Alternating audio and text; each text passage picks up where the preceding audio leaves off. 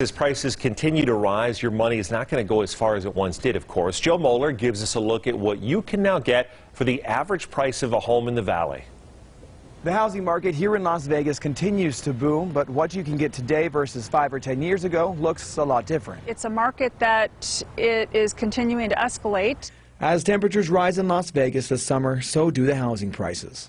It's really creating a lot of concern for many of the buyers that cannot go above the $400,000 price range.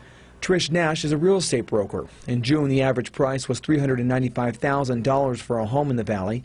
Nash says years ago, you could get something much bigger than what you can find today. 5 years ago, you could get maybe a 3,000 square foot home with a pool for $450,000. What you're getting now for your dollar has really reduced. We took a look at what you may find for $395,000. In growing North Las Vegas, you can get more for that price, like this 5-bedroom, 2,000 square foot home. In Henderson, single-family homes are harder to come by at that price. This home is one example. It is 500 square feet smaller and 10 years older. It's creating buyers to have to also look at other options, such as condos.